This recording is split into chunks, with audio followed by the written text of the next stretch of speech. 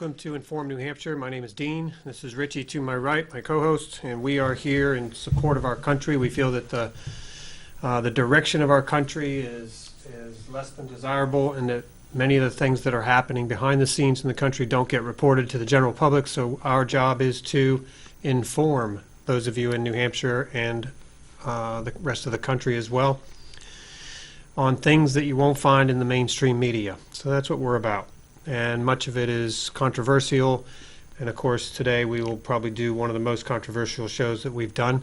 And so be it. But before we start, I want to just a quick comment on Jerry DeLamus, fellow patriot in New Hampshire. Yeah, let me start by saying that we'd like to have you continue to support Jerry and his wife Sue. Keep them in your prayers, and if you can send any money for his legal aid fund, please do so at freejerrydelemus.com. It's JERRYDELEMUS. Thank you. And Sue, if you're listening to this, I will beg your pardon. I hope that you don't mind. But Sue posted this letter on Facebook recently, and I'm going to read it. This is from Jerry DeLamus. It was from Wednesday evening, 5:30 p.m. on November 2nd. And it's a letter written by Jerry. I think of the charges my government maliciously accused me of, then the manner in which they have threatened me to get me to agree to a plea agreement. The legal writing on the plea agreement has me sign that I wasn't under any pressure to sign the agreement. I know how our POWs felt in Vietnam when they would blink their eyes SOS to the cameras recording their admission of crimes. There is little difference in reality as to how our Justice Department treats those that come before it. The Bundy case is a prime example of a corrupt system that uses force, intimidation, and flat lies to put those the system or some within the system seek to imprison. I cannot believe that anyone watching the trials and the actions of Judge Navarro or the prosecution could believe that they have integrity and care in the least about justice. I have been on the receiving end of them, and I must say they know full well that I am innocent of the crimes that they have put a gun to my head to agree to. I know that God is watching and listening and listening to, and that He is the only judge that truly matters. I've seen the handling of the British man that was wrestled by a policeman to try to take his gun so he could assassinate President candidate Donald Trump. I rode with a would-be assassin in a Correction Corporation of America van, shackled hand and foot, from a Las Vegas federal court back to Pahrump, Nevada after the event. The would-be assassin told me he had wrestled with the policeman to get his firearm, and he also wrestled with two Secret Service agents that he thought were going to kill him. What sentence did the would-be assassin receive under President Obama's Justice Department for attempting to assassinate Donald Trump? 12 months in prison and deportation. What sentence did I receive for charges I was threatened to agree to signing? 72 months in prison. Well, that wasn't good enough for Harry Reid. Harry Reid recommended and Obama appointed federal judge Navarro. She added another 15 months in my prison to plea agreement sentence for a total of 87 months. I never threatened anyone. I never even saw or talked knowingly to any federal agents the 3 weeks that I was in Bunkerville, Nevada, 2014.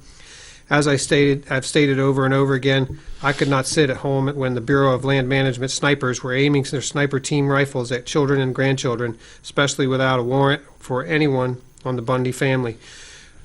Who wouldn't be scared, as the Bundy family certainly was? I suppose when you see any law enforcement officer doing something wrong, we are to just ignore it and keep our mouths shut and blinds shut. What if we were walking down the street and we see a law enforcement officer raping a young girl? Are we to keep walking and for fear of being charged with assaulting a law enforcement officer? Where does one's conscience draw the line? The main instigator in the entire Bundy BLM ordeal, Special Agent Daniel P. Love, has been discredited by an Inspector General's report regarding a number of different crimes and instances Love has been the main character in. The BLM finally, under the new administration, finally fired Daniel P. Love, but unfortunately, there are 18 men and their families that are still suffering under this past actions. Daniel P. Love is a corrupt bully and a liar, a man with an absolute no integrity, and the attack dog of those in previous administrations as well as former Senator Harry Reid.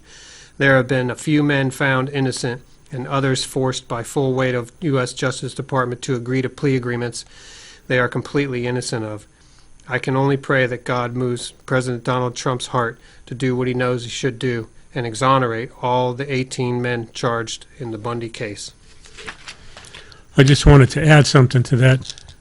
Agent Love and Harry Reid should be put in jail in place of Jerry, only in a maximum security prison because they both belong there. The show today that me and Dean decided to do is going to be a two-part series. It's this week and next week. There's a lot of videos in there that we're showing. We hope that you take the time to watch them because we believe firmly that this is where America not only is heading, but that's where we are, and it's going to get worse before it gets better. So I would ask you to watch the videos that we have here, please, and share them with people. Other than that, tee this up a little bit, or I don't know that we need to. I think it's self-explanatory. Well, the first video you're going to see is from a man named Abraham Friedman. It's a video he did in 1961, and he lived through some of this stuff. He is of Jewish persuasion, or was, I should say. I think he converted to Christianity, but the point is he's given you things from a historical perspective. So we'd like you to know that, and we thought that having it come from a Jewish person, you wouldn't point the finger about anti-Semitism or whatever that garbage means. yeah, The facts are the facts. I would treat this as an inquiry program, and I myself, as I started to look at this, found it very curious that a group of individuals that represent less than 2% of our population somehow made it to the top of industry, top of government, top of banking and other education, all Media, kinds of yeah. media everywhere, Hollywood. So I've always heard these rumors and things, but when I do the research, I find out that it's a lot of it is true, and it's just very curious. So I myself am on a path of inquiry here, wanting to find out what is this about. So we'll start off with this one video, and you can assess for yourself. Keep in mind that these videos are on YouTube, so you're welcome to research. The first, I just want to say the first one, the name of it is, it's Abraham Freeman, and it's a warning, America, a Jewish-run democracy. All right, here we go. Now, at that time, when the communists... One other caveat here is that I believe there in these videos there's a number of sensitive video, I guess you would say, so be fair warned that there is some atrocities that you may see along the way here that could be disturbing for some people, so fair warning. If you're easily disturbed by that type of thing, then you may want to tune out. Otherwise, You're bringing that from the beginning, right? I'm bringing it from you said 2205. No, from the beginning to 2205. Gotcha. So, Yeah, from the beginning right up to 22. It's 22 minutes long. got it. Okay. Sorry, So from miscommunication there. then is it from 1630? Because you wrote 1630. No, From Just go and we'll- 158. started from the beginning anyway. All right. Here we go. The secret is that we have America. World War I broke out in the summer of 1914. 1914 was the year in which World War I broke out. There are a few people here my age who remember that. Now, that war was waged on one side by Great Britain, France, and Russia, and on the other side by Germany, Austria-Hungary, and I got Turkey. it. Okay. What happened? Within 2 years, Germany had won that war. Not alone won it nominally, but won it actually. The German submarines, which were a surprise to the world, had swept all the convoys from the Atlantic Ocean and Great Britain stood there without ammunition for her soldiers, stood there with 1 week's food supply facing her, and after that, starvation. At that time, the French army had mutinied. They lost 600,000 of the flower of the French youth in the defense of Verdun on the Somme. The Russian army was defecting. They were picking up their toys and going home. They didn't want to play war anymore. They didn't like the Tsar. And the Italian army had collapsed. Now, Germany, not a shot had been fired on the German soil. Not an enemy soldier had crossed the border into Germany. And yet, here was Germany offering England peace terms. They offered England a negotiated peace on what the lawyers call a status quo ante basis. That means let's call the war off and let everything be as it was before the war started. Well, England in the summer of 1916 was considering that seriously. They had no choice. They was either accepting this negotiated peace that Germany was magnanimously offering them, or going on with the war and being totally defeated. While that was going on, the Zionists in Germany, who represented the Zionists from Eastern Europe, went to the British War Cabinet, and I'm going to be brief because this is a long story, but I have all the documents to prove any statement that I make. If anyone here is curious or doesn't believe what I'm saying is at all possible. The Zionists in London went to the British War Cabinet and they said, look here, you can yet win this war. You don't have to give up. You don't have to accept a negotiated peace offered to you now by Germany. You can win this war if the United States will come in as your ally. The United States was not in the war at that time.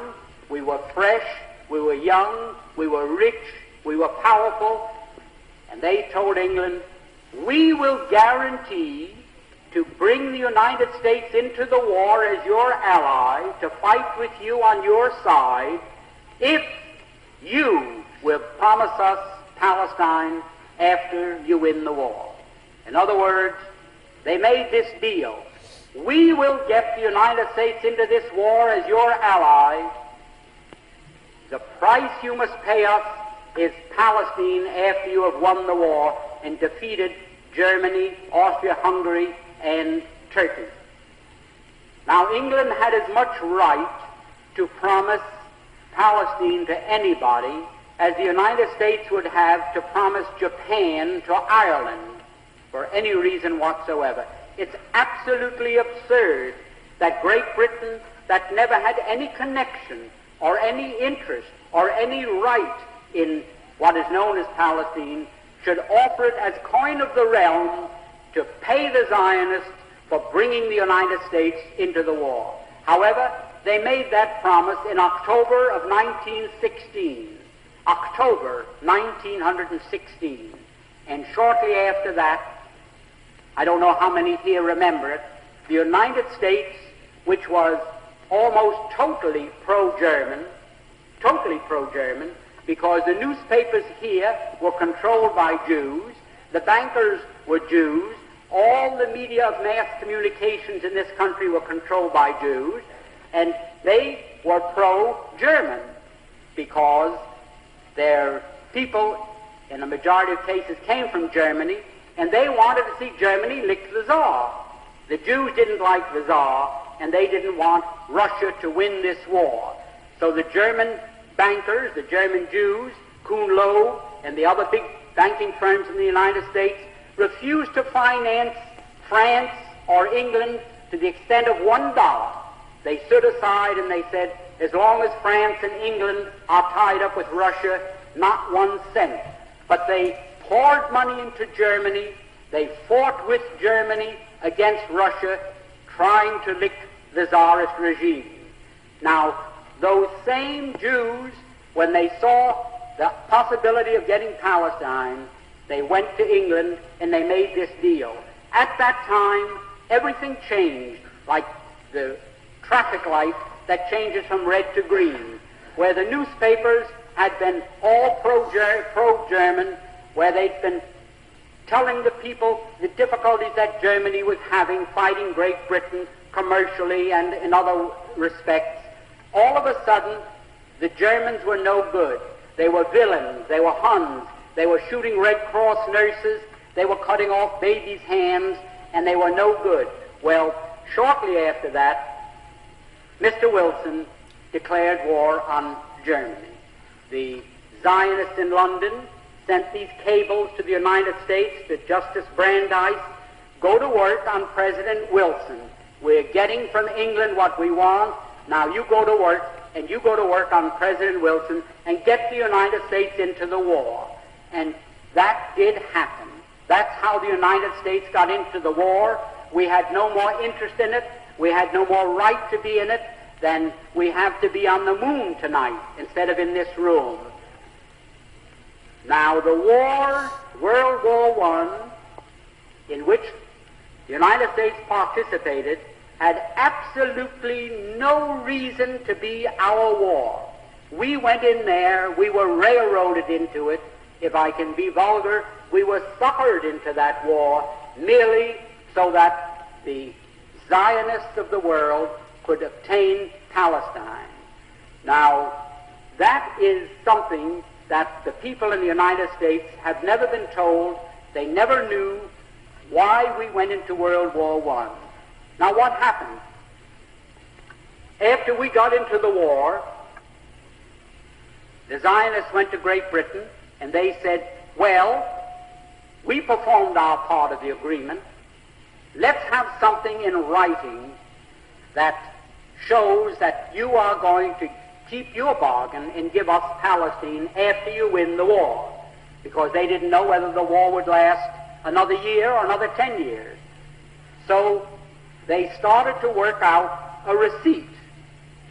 The receipt took the form of a letter, and it was worded in very cryptic language so that the world at large wouldn't know what it was all about.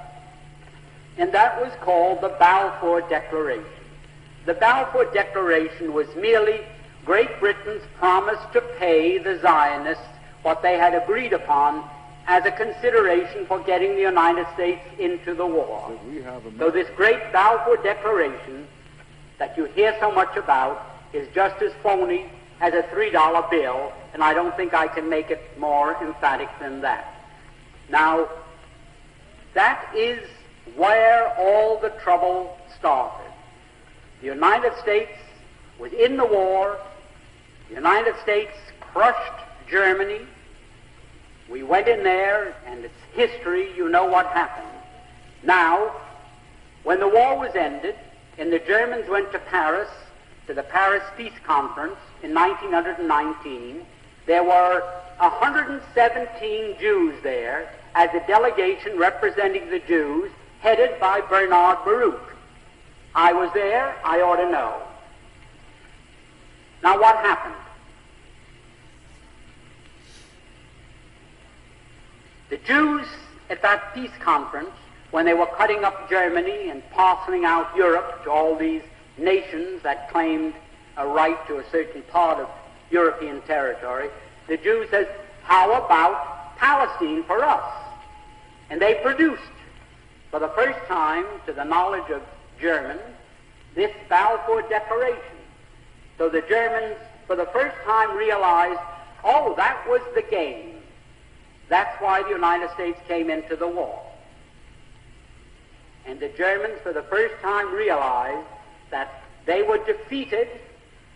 They suffered this terrific reparations that was slapped onto them because the Zionists wanted Palestine, and they were determined to get it at any cost. Now that brings us up to another very interesting point.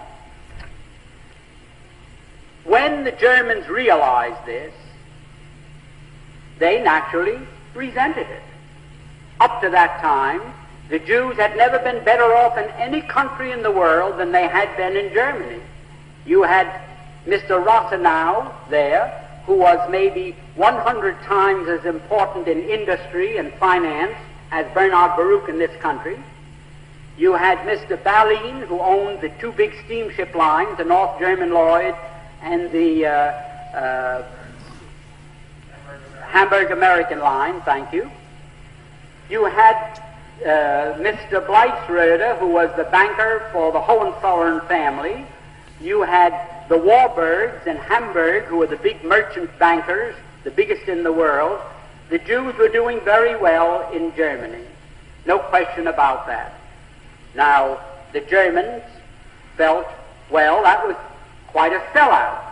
It was a sellout that I can best compare. Suppose the United States was at war today with the Soviet Union, and we were winning, and we told the Soviet Union, well, let's quit. We offer you peace terms. Let's forget the whole thing. And all of a sudden, Red China came into the war as an ally of the Soviet Union, and throwing them into the war brought about our defeat, a crushing defeat, with a reparations the likes of which man's imagination cannot encompass. Imagine, then, after that defeat, if we found out that it was the Chinese in this country, our Chinese citizens, who all the time we thought they were loyal citizens working with us, was selling us out to the Soviet Union, and it was through them that Red China was brought into the war against us. How would we feel in the United States against Chinese? I don't think one of them would dare show his face on any street. There wouldn't be lampposts enough convenient to take care of them. Imagine how we would feel. Well, that's how the Germans felt towards these Jews. We've been so nice to them, and from 1905 on, when the first communist revolution in Russia failed and the Jews had to scramble out of Russia, they all went to Germany, and Germany gave them refuge, and they were treated very nicely. And here, they sold Germany down the river for no reason at all, other than they wanted Palestine as a so-called Jewish commonwealth. Now, Nahum, Sokolov, all the great leaders, the big names that you read about in connection with Zionism today, they, in 1919, 1920, 21, 22, and 23, they wrote in all their papers, and the press was filled with their statements, that the feeling against the Jews in Germany is due to the fact that they realized that this great defeat was brought about by our intercession and bringing the United States into the war against them. The Jews themselves admitted that. It wasn't that the Germans in 1919 discovered that a glass of Jewish blood tasted better than Coca-Cola or Münchner beer. There was no religious feeling. There was no sentiment against those people merely on account of their religious belief. It was all political. It was economic. It was anything but religion. Nobody cared in Germany whether a Jew went home and pulled down the shades and said Shema Yisrael or Our Father. No one cared in Germany any more than they do in the United States. All right, so there you have an introduction. You want to comment on that, Richie? Yeah, I just wanted to, the reason that we're showing this is to show the similarities between what went on back then 100 years ago or close to it and what's going on today.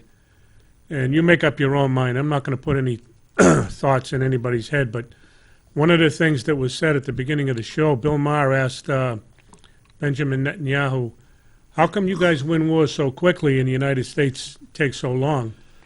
And I assume he was referring to the Six-Day War. Netanyahu says, we have America. And the only point that I wanted to mention there is he didn't mean we have America as an ally. He means we have America, we own it. We have control of it. They control this country. And to me, that's alarming because controlling a country, I mean, I really don't care if you're doing it for a good cause, but for an example, the media is owned by the Jewish people, predominantly 90-something% of it, mainstream media. And what are we being told? Lies. The banks are owned by the Jewish people.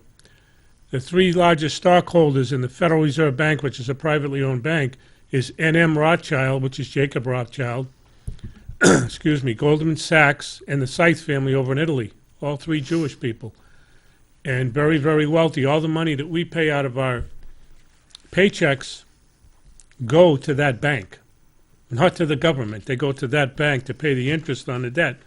Well, the interest on the debt goes in their pockets. It's not doing anything. It's not paying down the debt. They're keeping it. That's their money.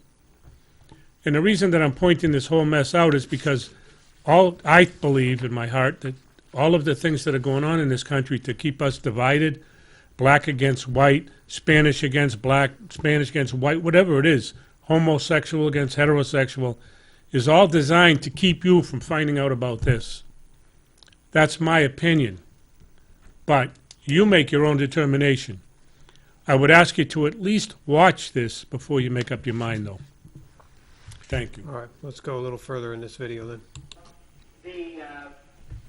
At that time, when the communist threat in Germany was quashed, it was quiet, the Jews were working still, trying to get back into their former status, and the Germans fought them in every way they could without hurting a hair on anyone's head. The same as one group, the prohibitionists, fought the people who were interested in liquor, and they didn't fight one another with pistols. They did it every way they could. Well, that's the way they were fighting the Jews in Germany. And at that time, mind you, there were 80 to 90 million Germans, and there were only 460,000 Jews. Less than 1/2% of the population of Germany were Jews. And yet they controlled all the press, they controlled most of the economy, because they had come in and with cheap money, you know the way the mark was devalued, they bought up practically everything. Well, in 1933, when Germany refused to surrender, mind you, to the World Conference of Jews in Amsterdam, they broke up, and Mr. Untermeyer came back to the United States, who was the head of the American delegation and the president of the whole conference, and he went from the steamer to ABC and made a radio broadcast throughout the United States in which he said, "The Jews of the world now declare a holy war against Germany. We are now engaged in a sacred conflict against the Germans, and we are going to starve them into surrender. We are going to use a worldwide boycott against them that will destroy them because they are dependent upon their export business." And it is a fact that 2/3 of Germany's food supply had to be imported, and it could only be imported with the proceeds of what they exported, their labor. So if Germany could not export, 2/3 of Germany's population would have to starve. There just was not enough food for more than 1/3 of a population. Now, in this declaration, which I have here, it was printed and a whole page, in the New York Times on August 7th, 1933, Mr. Samuel Untermeyer boldly stated that this economic boycott is our means of self-defense. President Roosevelt has advocated its use in the NRA, which some of you may remember, where everybody was to be boycotted unless they followed the rules laid down by the New Deal, which of course was declared unconstitutional by the Supreme Court at that time. Nevertheless, the Jews of the world declared a boycott against Germany, and it was so effective that you couldn't find one thing in any store anywhere in the world with the words "Made in Germany" on it. In fact, an executive of the Woolworth Company told me that they had to dump millions of dollars worth of crockery and dishes into the river, that their stores were boycotted. If anyone came in and found a dish marked "Made in Germany," they were picketed with signs, Hitler, murderer, and so forth, and like something like these sit-ins that are taking place in the South. R.H. Macy, which is controlled by a family called Strauss, who also happen to be Jews, a woman found stockings there, which came from Chemnitz, marked made in Germany. Well, they were cotton stockings. They may have been there 20 years, because since I've been observing women's legs in the last 20 years, I haven't seen a pair with cotton stockings on them. So Macy, I saw Macy boycotted with hundreds of people walking around with signs, murderers and Hitlerites and so forth. Now, up to that time, not one hair of any Jew had been hurt in Germany. There was no suffering, there was no starvation, there was no murder, there was nothing. Now, that, naturally, the Germans said, why, who are these people to declare a boycott against us and throw all our people out of work and our industries come to a standstill? Who are they to do that to us? And they naturally resented it. Certainly they painted swastikas on stores owned by Jews. Why should a German go in and give their money to a storekeeper who is part of a boycott, who is going to starve Germany into surrender into the Jews of the world, who are going to dictate who their premier or chancellor was to be? Well, it was ridiculous. That continued for some time. And it wasn't until 1938 when a young Jew from Poland walked into the German embassy in Paris and shocked one of the officials that the Germans really started to get rough with the Jews in Germany. And you found them then breaking windows and having street fights and so forth. Now, for anyone to say that, I don't like to use the word anti-Semitism because it's meaningless, but it means something to you still, so I'll have to use it. The only reason that there was any feeling in Germany against Jews was that they were responsible, number one, for World War I, number two, for this worldwide boycott, and number three, did I say for World War I, they were responsible for the boycott and also for World War II, because after this thing got out of hand, it was absolutely necessary for the Jews and Germany to lock horns in a war to see which one was going to survive. In the meanwhile, I had lived in Germany, and I knew that the Germans had decided Europe is going to be Christian or communist. There is no in-between. It's going to be Christian or it's going to be communist. And the Germans decided, we're going to keep it Christian if possible. And they started to rearm. And their intention was, by that time, the United States had recognized the Soviet Union, which they did in November 1933. The Soviet Union was becoming very powerful, and Germany realized, well, our turn is going to come soon unless we are strong. The same as we in this country are saying today, our turn is going to come soon unless we're strong, and our government is spending $83 or $84 billion of your money for defense, they say. Defense against who? Defense against 40,000 little Jews in Moscow that took over Russia and then, in their devious ways, took over control of many other governments of the world. Now, for this country to now be on the verge of a third world war from which we cannot emerge a victor is something that staggers my imagination. I know that nuclear bombs are measured in terms of megathons. A megathon is a term used to describe 1 million tons of TNT. 1 million tons of TNT is a megathon. Now, our nuclear bombs had a capacity of 10 megathons, 10 million tons of TNT. That was when they were first developed 5 or 6 years ago. Now, the nuclear bombs that are being developed have a capacity of 200 megathons. And God knows how many megathons the nuclear bombs that the Soviet Union has have a capacity. So, what do we face now? If we trigger a world war that may develop into a nuclear war, humanity is finished. And why will it take place? It will take place because Act 3 the curtain goes up on Act 3. Act 1 was World War I. Act 2 was World War II. Act 3 is going to be World War III. The Jews of the world, the Zionists, and their co-religionists everywhere are determined that they are going to again use the United States to help them permanently retain Palestine as their foothold for their world government. All right. There you have it. Any comment on that? Yeah, did you want to make that point?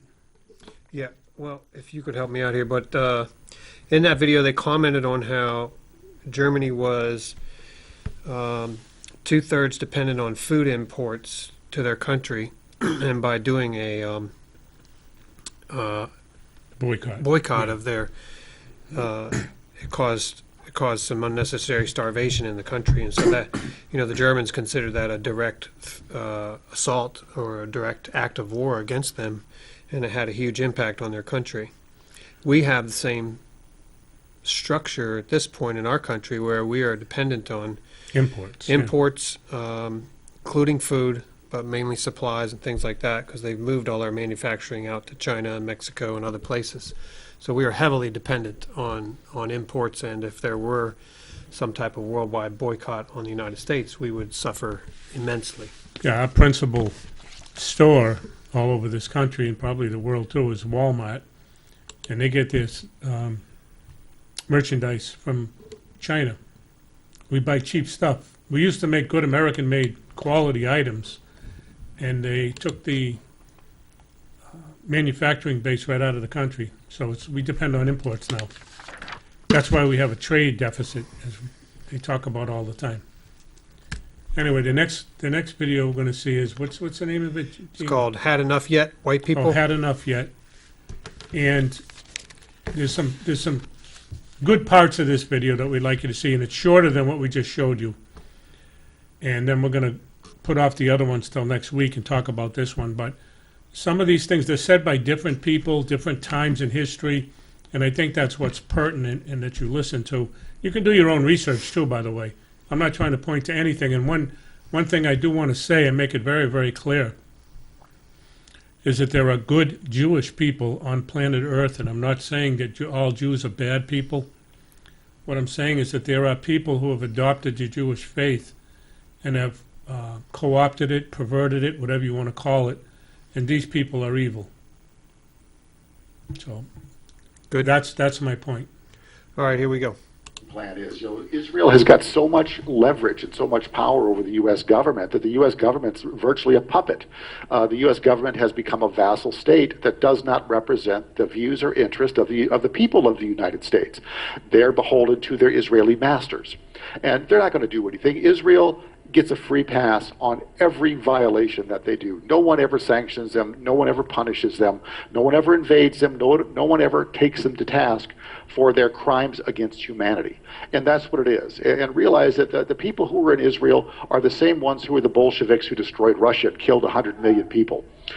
These are the Khazars. That's where they come from. This is what they are. They're the most ruthless, bloody empire that ever existed.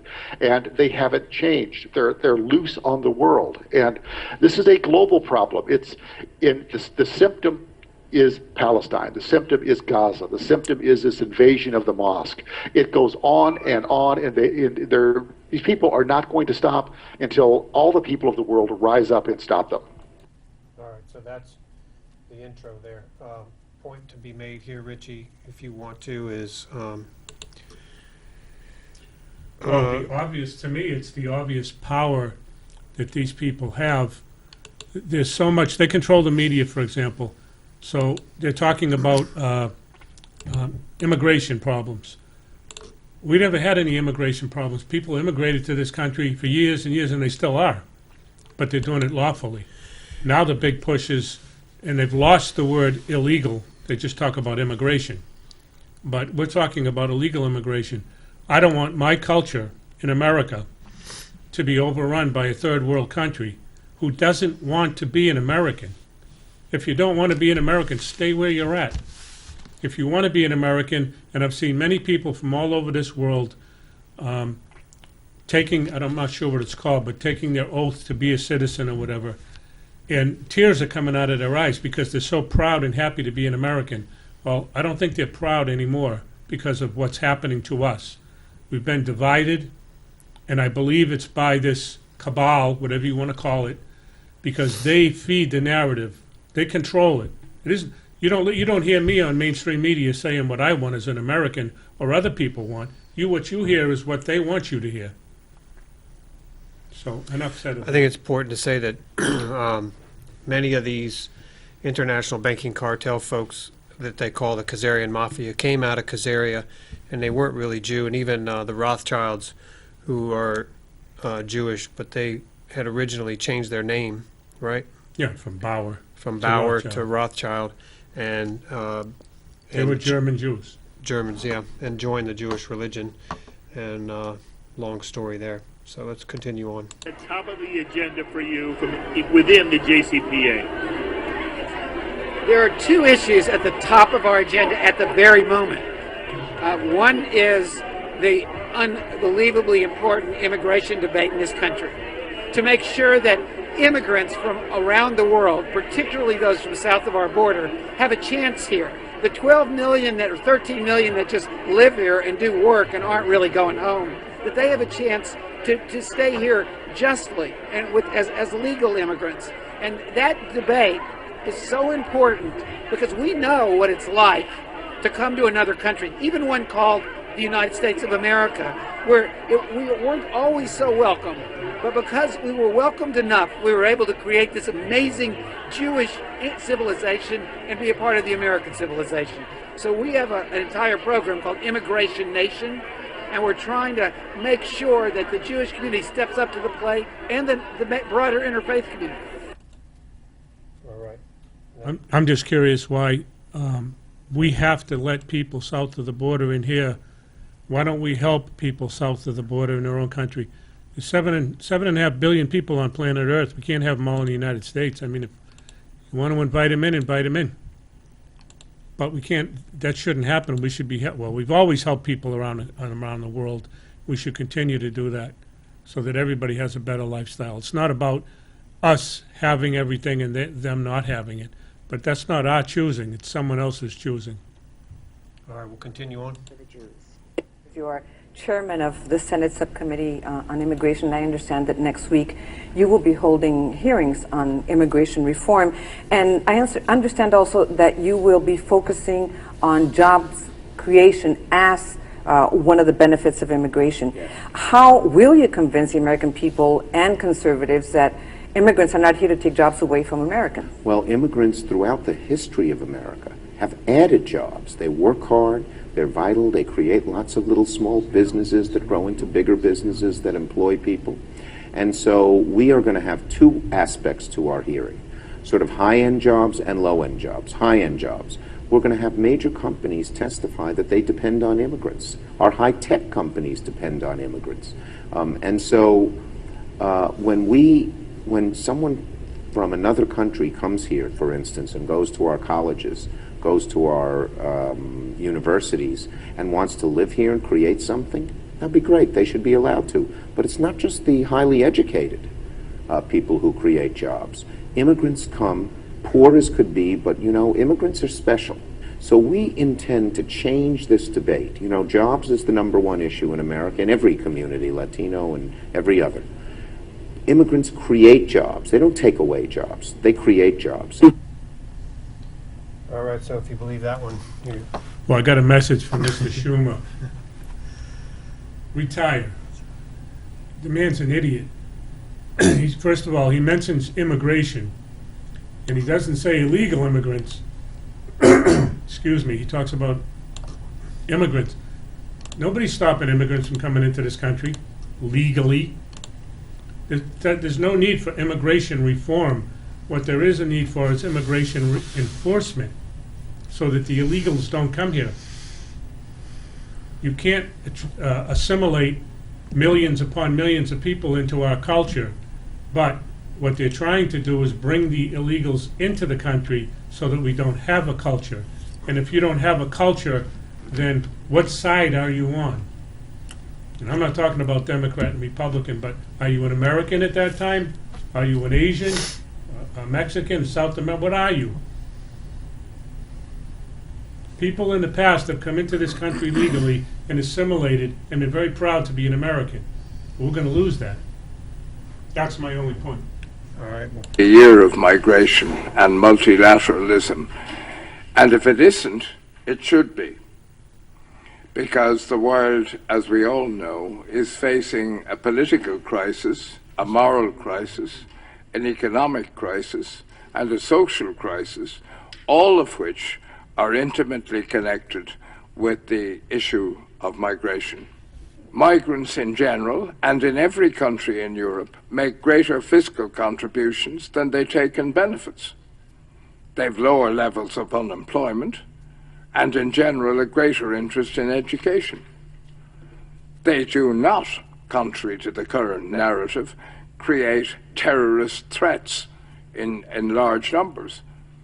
The handful of those who have been involved in terrorism in Europe have in general been born and brought up in Europe. Refugees. Yes, I gotta jump in. I'm sorry, this guy's a clown, a real class clown. From the United Nations, he's trying to tell us that we have to accept migrants coming into the country. We do accept migrants coming into the country, but why is it all of a sudden, and pardon me, but this is just, these people are saying this, it's not coming out of my mouth. Why are these Jewish people, or Khazarians, or Zionists, or whatever the hell they are, saying that we need to accept these immigrants? illegal immigrants. Well, yeah, but my point is, we are accepting them. We always So accept what is immigrants. the problem? There is no problem with it. They're making this narrative that there's a problem. No, there isn't. It's enforcement. You don't need reform. You need to enforce it. Get rid of the illegals. Let the legal people come in. There is a quota every year that we allow. I don't know what it is, 2 million or whatever. And it's been working fine for the past 241 years. All of a sudden, the past 30 or 40 years, it hasn't been. In 1986, very quickly, Reagan granted amnesty to over 3 million of them. And that was 86. In the 90s, when Clinton was president, there's 12 to 20 million illegals in the country. That's 7, 8, 9 years later. Now it's 25 years later. How many illegals do you think we have? It's around 40 to 50 million. It's not working out too well. All right, here we go. My concern is doing away with whiteness. Whiteness is a form of racial oppression, sure. The suggestion is that it is somehow possible to separate whiteness from oppression, and it is not. There can be no white race without the phenomenon of white supremacy. If you abolish slavery, you abolish slaveholders. In the same way, if you abolish racial oppression, you do away with whiteness. Treason to whiteness is loyalty to humanity. Your views are fairly well received in academia. Yes, they're legitimate, not to say that everyone agrees, but sure. I could not point to any examples where it has provoked political censorship. Whiteness is an identity that arises entirely out of oppression. Whiteness is not a culture, it's not a religion, it's not a language, it's simply an oppressive social category. Blackness is an identity that can be plausibly argued.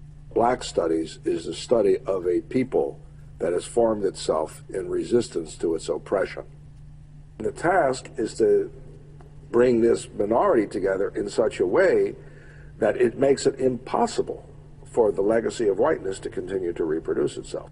And the task is to bring this minority together in such a way that it makes it impossible for the legacy of whiteness to continue to reproduce itself. The task is to bring this minority together in such a way that it makes it impossible for the legacy of whiteness to continue to reproduce itself. The glaring double standard that we see here is apparent to anybody who even takes a casual look, and yet we still don't see any awareness of this in the media.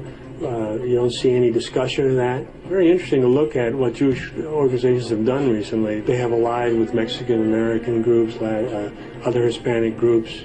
They have allied with Asian groups. They have allied with black groups. In other words, they see themselves as part of a coalition of ethnic groups. and they very self-consciously so. And those groups are going to become increasingly strong as time goes on because they're representing a greater and greater percentage of the population. But they see themselves, I think, as they have from the time they got here, as opposing the interests of European Americans. I don't think there's any question about that.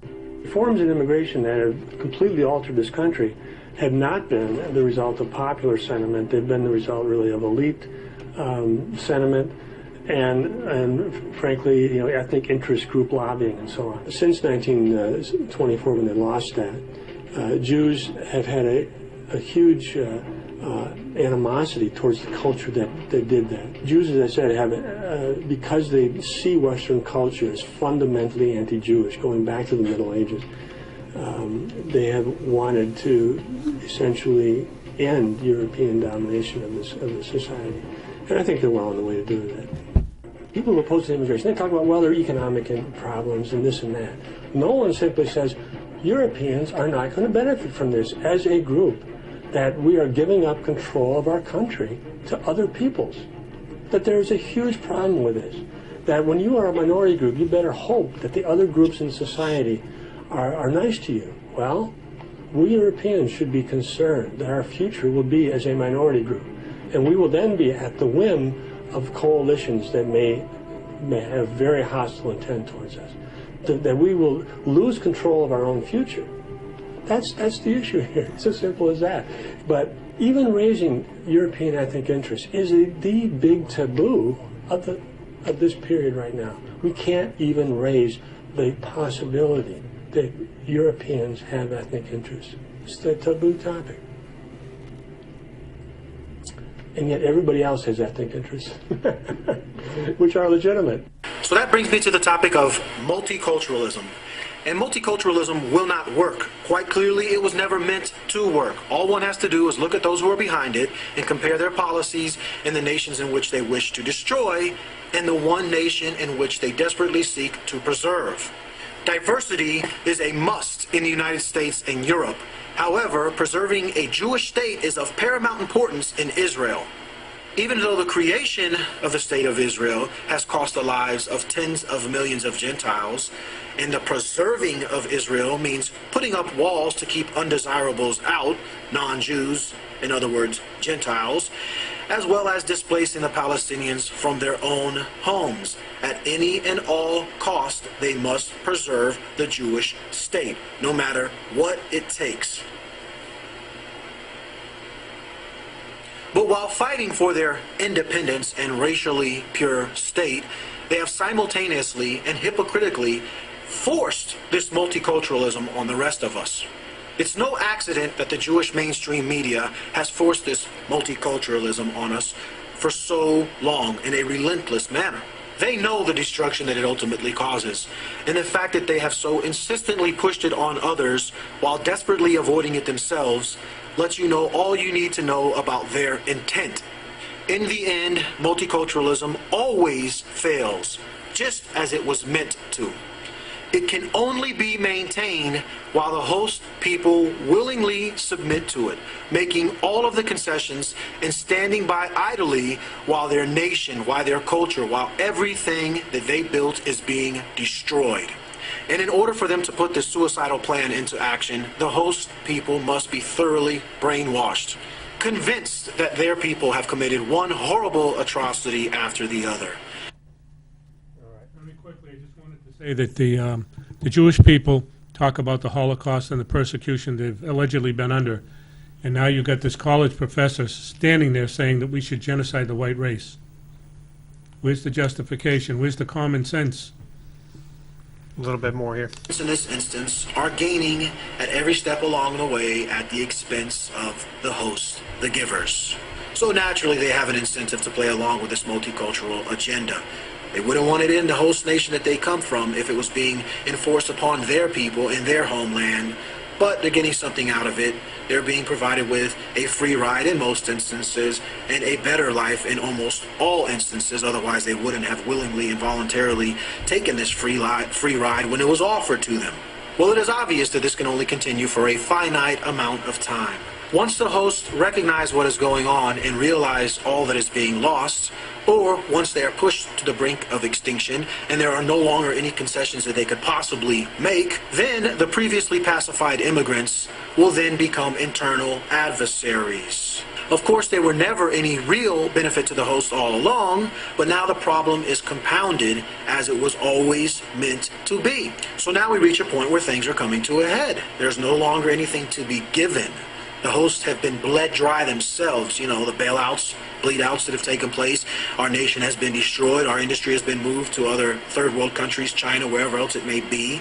We have been stripped of our worth, of everything of value. So soon we are not going to have much to give. We're going to have to provide for ourselves. We're going to have a hard time just putting food on the table. So we're not going to have much left over to keep providing to these worthless, in most instances, these worthless immigrants who provide nothing to our economy. They are further bleeding our economy dry. But now they have been taught, or they have been taught all along, to hate us, and they feel that we owe them something. So when they are no longer going to get it, they are going to erupt, and they are going to feel right in doing so. Of course, because the white man has done all these evil historical deeds against their people and against the entire world. It's time, high time, that the white race is eradicated, eliminated, and most people will not blink at that very real possibility. Even whites themselves, of course, because of this false guilt. So now these non-white immigrants are going to take out their hostilities on the very people who have nurtured them for so long due to this conditioning. They don't think that they owe anything in return to this free ride. They believe that it was owed to them all along, and now when it's being taken away or no longer provided to them, they feel that they can retaliate, lash out, do whatever they want to do to us, and that it is deserved. But whites will fight back, ultimately. So this is a lose-lose proposition for all Gentiles involved, just as it was meant to be all along.